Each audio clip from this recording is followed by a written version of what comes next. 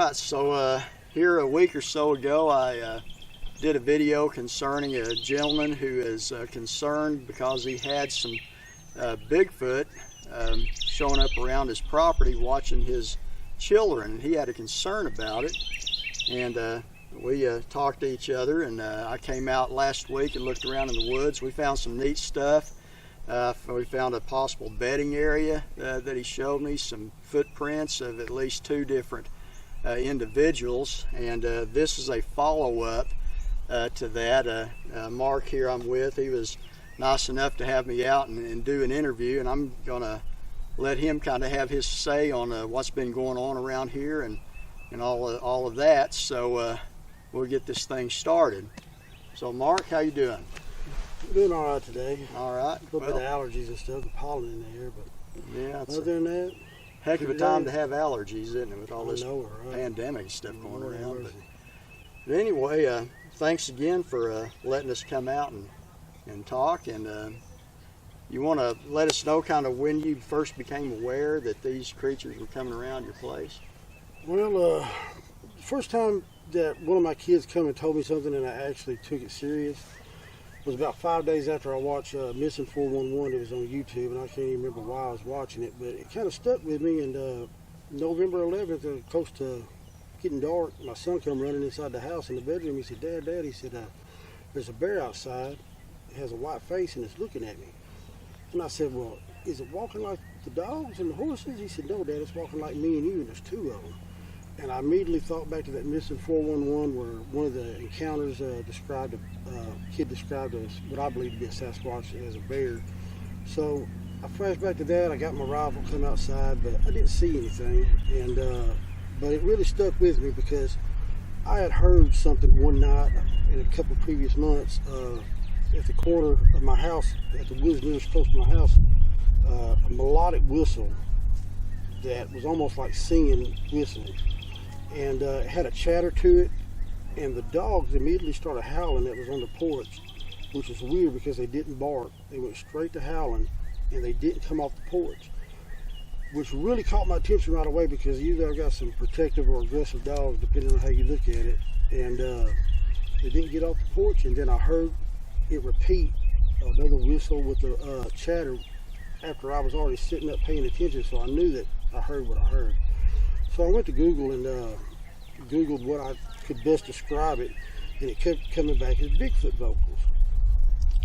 I just filed it away, didn't think much about it until my son, come and told me about the bear that was watching him with the white face.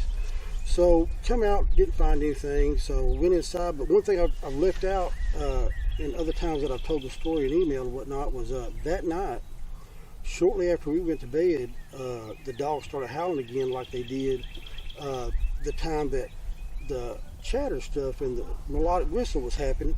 And I told my mom and them about it and whatnot, and they heard the dogs howling the same way that I described whenever I heard the chatter. And it happened. They started doing that about 15 minutes after everything got dark and everybody went to bed.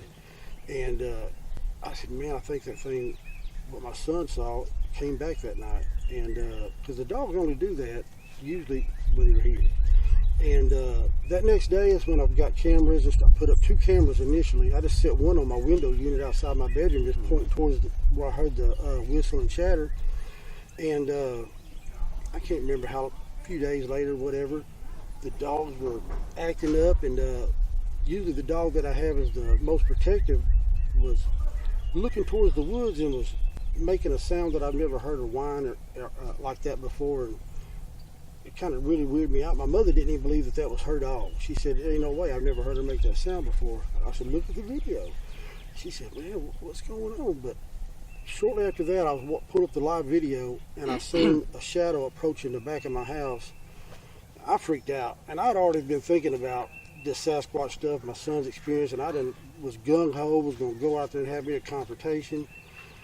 But I tell you, when you finally see something like that approaching your house, I had to reconsider. I ended up opening the door and shooting 4 warning shots out the front door instead of going outside, because for some reason I flashed back to that Jurassic Park whenever the raptors were distracting this professional hunter and the one come from the side and got him. Right. I was thinking, man, I'll go around the corner of that house and see what this is. There might be something else coming from the other direction. And just opened up the door and just shot 4 times and called 911.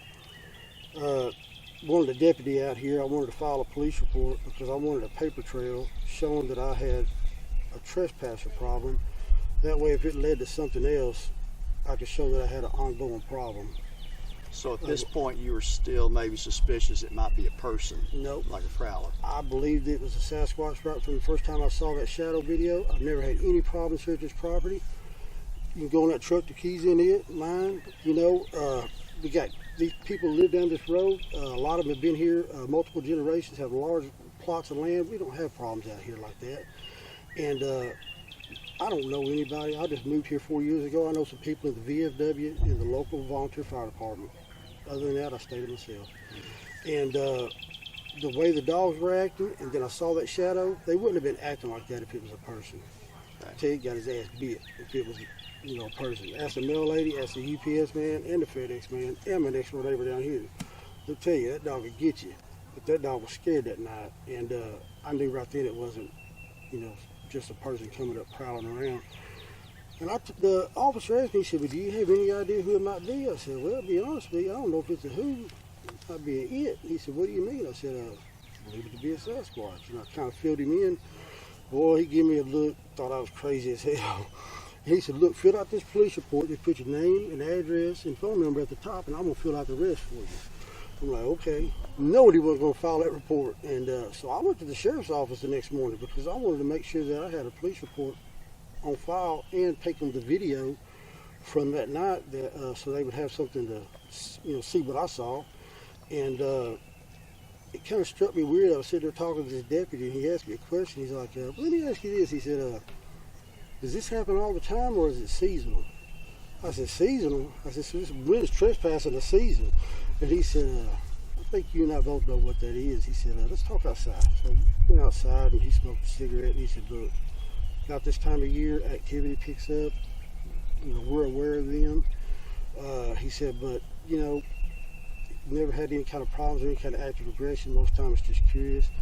He said, look, if it keeps going on, he said, because usually after you shoot like you did, they go away. He said, but if you have a continued problem, he said, I'm going to give you my personal cell phone number. You call me, and I'll help you out. So he actually contacted me the next morning to want to know how my night went, and there was no activity and whatnot. And he was very helpful. And he didn't say that I couldn't say his name or nothing like that. He didn't say I had to keep it between us, but he didn't want to talk about it inside the sheriff's office. But anyway, stuff started to pick back up and activity started to go on. I was watching the moon go down behind the house over here on video, and I heard that, man, you know what a Sasquatch house sounds like. Man, it was massive, and the dogs were going crazy, and I trying to get the camera to start recording because I was just watching live feed. I wasn't recording, and I caught the Sasquatch howls 3 times with the dogs barking. Then you hear the coyotes at the end, and man, it sounded just like what I see in other videos on YouTube. And anyway, things really got crazy around Christmas time. We had a lot of company here, my nieces and nephews. The kids were outside all day playing. It was nice weather, and they were over here playing hide and go seek all around the edges of the woods and whatnot. And I told my wife and my brother-in-law to make sure to keep an eye on the kids, and I told them why, you know, that I believe that Sasquatch was watching the kids. And you know, nobody took me serious, but that's fine. At least I feel compelled to tell them. And my sister and my nieces and nephews, they left on the 24th, and the 25th was the time I was listening to the live video, and I heard the bipedal footsteps in short bursts approaching those pine trees over there. What I believed that it was running from pine tree to pine tree, headed towards the playhouse. So it got real quiet during the video, so I switched to the other camera on the playhouse pointing over the pasture. And during that video, you see the eye shine, eyes very far apart. You see the slots of the eyes, you see the pupils in the whole 9 yards. And it was later on that I realized just how intelligent these things are, because in that video, his eyes are only visible for 1 frame. And both eyes just blinked open for an instant, looking at the camera whenever it started recording. And that told me that it had to turn its head towards that camera with its eyes closed and then blink them open to minimize its eyes being caught on video. It's the only thing I can make sense of, because you don't see one eye than two eye as it faces the camera. Right. And I got an idea just how intelligent and their skill set in evasion really was. Well, anyway, I got my gun and flashlight. I come out here, shine the light around, didn't see anything. Of course, I got really bad eyesight, and I can't hardly see not very good anyway. And I came back inside and left the cameras recording, and just turned them off and whatnot. About 20 minutes later, I turned that camera back on, and something was placed in front of the camera, and I couldn't see anything. So I came back outside again, flashlight, didn't see anything. Camera still recording, and I went back in and reviewed the footage, and that's when I saw a figure stand up and move and crouch back down. It was a shadow, and I was thinking, I said, how did that thing move right in front of me and cast that shadow on the horse shed and I not see it? And I remembered that when I was standing over here shining my flashlight towards the playhouse, I reached down to get my pistol out of the holster and cocked the hammer, and baby, and right at that moment is when it took advantage of my focus on my pistol looking down and relocated to more cover behind the playhouse. But when it moved in front of my flashlight, it cast a shadow on that shed behind the playhouse, and that's what the camera picked up. And man, I tell you, I almost didn't really want to show my wife, because she was on the fence about it, whatnot. She wasn't, you know, she was supportive, but I mean, it was getting to the point where she was starting to get frustrated with how much time I was spending trying to capture something to validate my son's story. But man, I tell you, whenever I got that, she's like, we gotta move. And anyway, the next day I called the sheriff again and told them, I said, look, I know you told me that these things are not aggressive, whatnot. I said, but man, they're coming right up in my yard. They're on my kids' playhouse and whatnot. I said, I'm telling you right now, things are really getting hectic. I said, I'm letting you know ahead of time. I said, tonight it shows up, I'm killing him. And he said, look, let me come out and talk to you before something like that happens. So the deputy actually came out here, and he said, I'm going to call somebody, you know, try to help you out and kind of, you know, just got some experience in this. And I agreed to that and whatnot. And then that night, the juvenile came back again, and I actually shot at it that night. I got my AR-15. It has a night vision scope on it, and it done outsmarted me 2 times. And this time right here, I didn't even bother going outside. I told my wife, I said, throw the front door open, and I had the gun leveled and the scope on at the playhouse, and I could see its eyes through the slots of the railing. And I looked at it for a minute, and it was kind of moving, looking at me through the openings on the railing. And right when I went to pull that trigger, it was like it was watching my trigger finger. Right when I went to squeeze that trigger, that joker shot off. And my wife made me put up some tent thing that day, and I couldn't see it to take another shot at it. Boy, I was cussing that tent being in my way that night. But well, let me ask you also, in these pictures you posted then, you had some pictures of a couple of larger individual Sasquatch standing over behind a tree over there. How did that come about? Those videos were actually recorded because of the horse movement on a camera that's on my shop pointing over the pasture on December the 24th around 10:30 a.m. I didn't realize what was in those videos until December the 27th.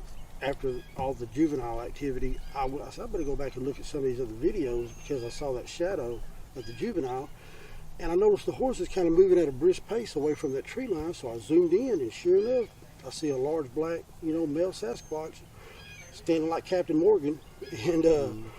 And I started looking at the other videos. There were 5 taken that morning, and I see that there's more than one. There's actually 3, 2 black, I believe to be males, and the one with the white face with a white stripe down its head that my son described.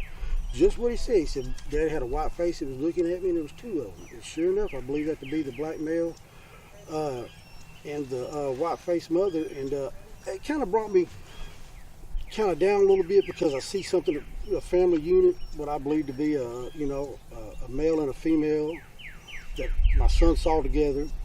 I see them together on the videos from December 24th. juvenile activity on the 25th and 26th of December. So I'm like, I bet that's their offspring. And I said, well, family unit, I'm good with that. But then I started getting, photos of other ones that were adults or wasn't juveniles. And I'm like, well, how many of these things are out here? Because I know in one video, there's 3 movements of shadows in one video. As I'm sweeping, you see 2 movements and then the shadow across the shed. So there was 3 out there that night. Then you got the 2 adults, and then the other black male that's not quite as large as the one with his arm around the tree like Captain Morgan. He looked to be a little bit less muscular, not quite as big.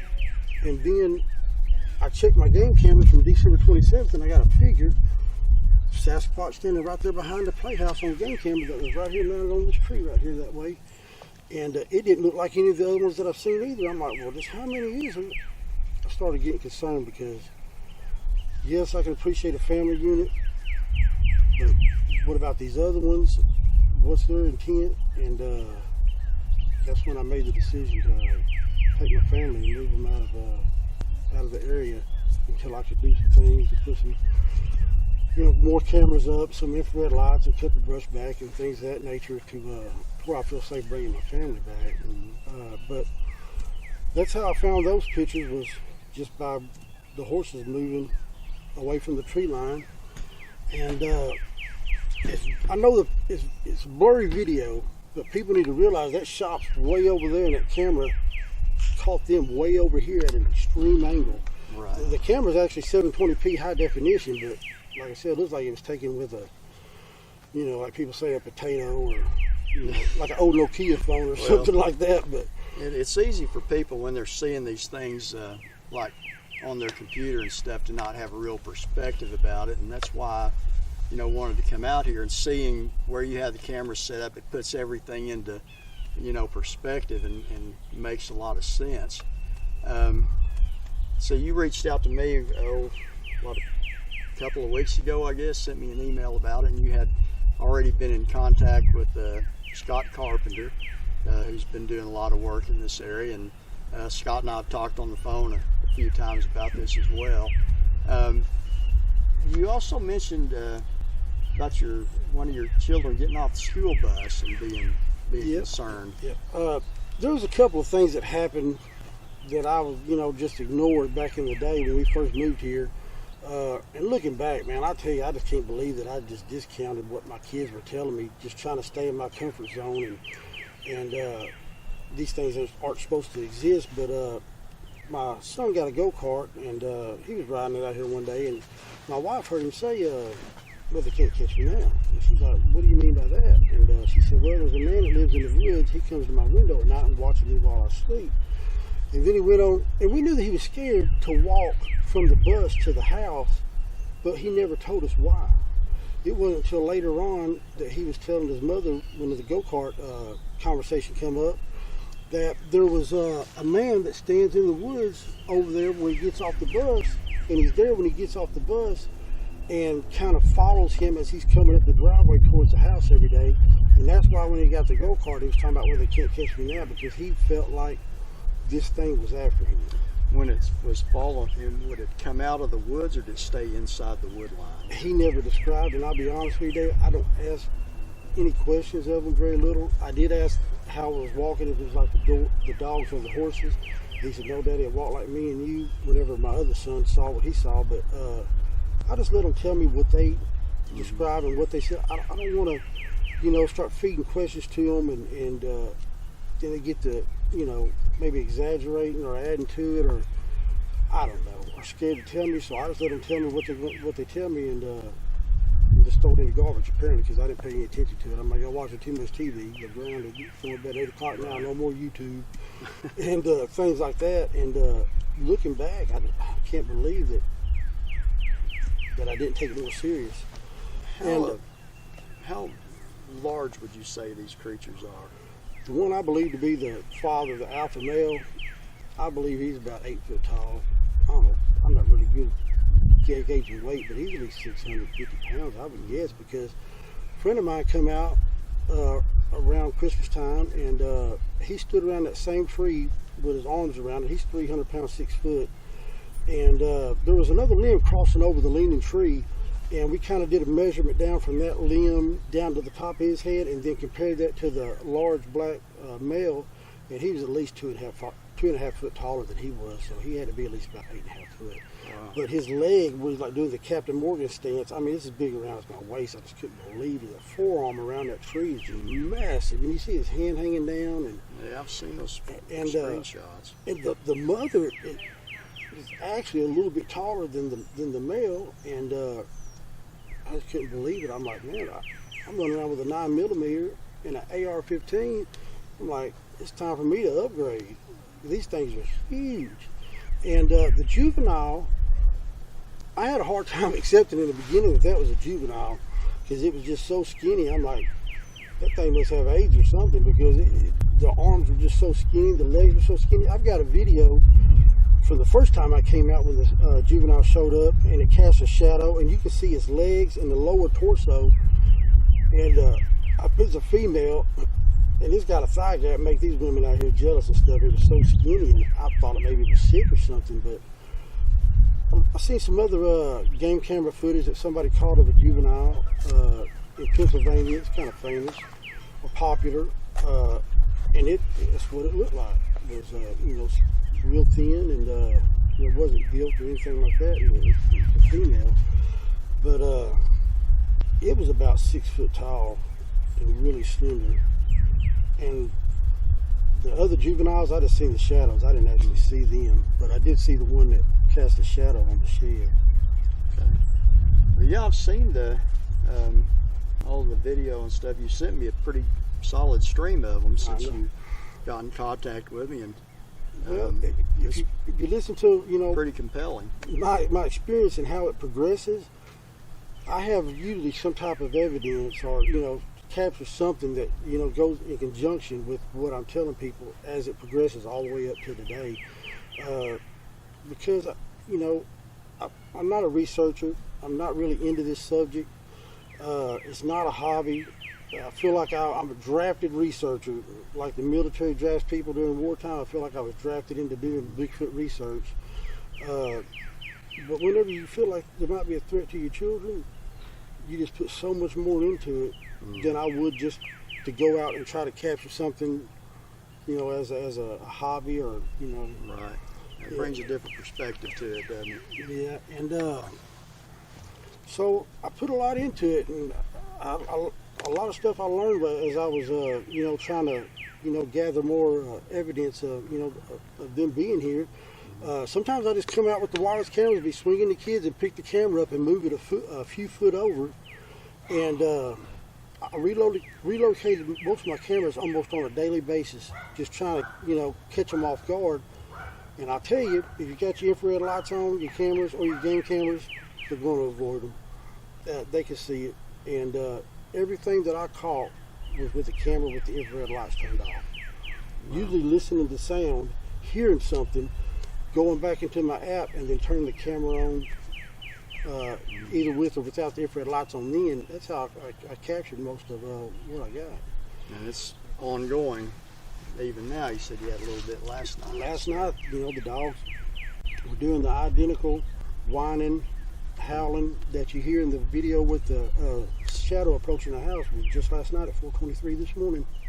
And I heard limbs breaking back here and whatnot. And people say, I can't believe that you still there, and I don't know how you deal with that. Actually, all the limb breaks and stuff, I don't even record that stuff or even pay any attention anymore because I've got so much of that stuff that, it ain't even worth my time to even record it anymore. But I really don't have a problem with them being on my land, and I don't go in the woods. I've been here 4 years, and I've never entered these woods until my dog come up missing on December the 12th, I believe. And never been out there. I don't hunt. I'm into water sports and jet skis and boats and things, and don't do the wood thing. And if they would stay out there and not come in my yard, I would be fine. But they're gonna have to understand that we gotta have a boundary. And that's one of the reasons why I took the game cameras out of the woods to try to, the woods can be theirs, and I won't put cameras out there to try to capture them, but all the cameras and the infrared lights and things I have are on my yard and no longer in the woods. I was trying to establish a boundary with them to show that, hey, you can have that. I took my cameras out. This is mine. I got cameras. Stay away.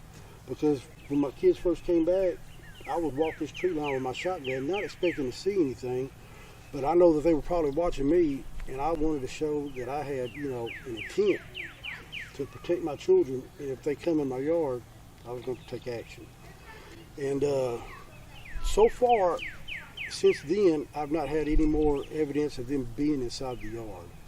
That they're still out there inside the woods. That's fine. I don't hunt deer and everything. There's plenty of deer out there. I got game camera footage of so many deer running off, you can't even count them all during the video. Yeah. And that's fine with me, but it's just a persistence to approach my house when something's touching your house, touching your windows, in your yard, and you try to take action, you shoot at it or whatever, and they're still so persistent. That's what makes it unnerving to me, that I had to, try to rectify that stuff, keep them out of my yard. Well, man, I appreciate you telling your story there. That's hopefully we gave you enough time to do that, and maybe now we can go out in the woods, see what we can find. Maybe find some. We found some good footprints here. It was last week, wasn't it? Days just seem to run together here lately. Yeah, I think last Saturday, I believe. Yeah, probably last Saturday. But we're going to go out there and see what we can find today. And anyway, Mark, I appreciate you having me out and sharing your story. Hopefully this will have the effect you want it to, to let people know that, I just want to raise awareness, especially for the people in this area, and that's one of the reasons why I reached out to you, because I noticed a lot of your encounters that you share on Facebook are in this area. And I want the people in my area in southeast Oklahoma, if I can make them aware that these things are interested in children, and their child comes to them with an experience, and they think back to what I've shared, then I'm just trying to do what Missing 411 did for me. Made me take something serious where I had discounted it in the past. And my YouTube page is not Bigfoot related.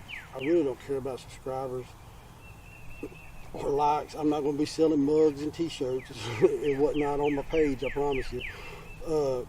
But I want to share whatever I've captured so people can, put that in conjunction with, the experiences that I've shared. Right. And I hope that if it helps, a couple of people, then it's all been worthwhile. So. Yeah. Well, and I will put a link in the description down on this video when I run it over to Mark's page, so you can go there and check out his videos. He's got quite a few of them. They're not edited and all that stuff. It's just as they were recorded, so you'll see what he had seen and all that. There might be a few that I did a little slow motion on because people are having trouble seeing something, but other than that, or it might be a 10-minute video, but only 30 seconds of relevant activity, so I might crop that. But other than that, the videos are unedited.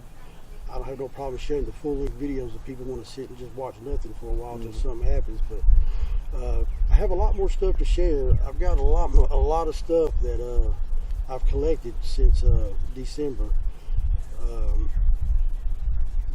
People can take it and do what they want to with it. Either, file it away and keep it for another day or whatever. All right. Well, man, seriously, again, thanks for having me out. And guys, if you like this, I'd encourage you to like, share, subscribe, and and again, thank you, Mark, and y'all have a nice day.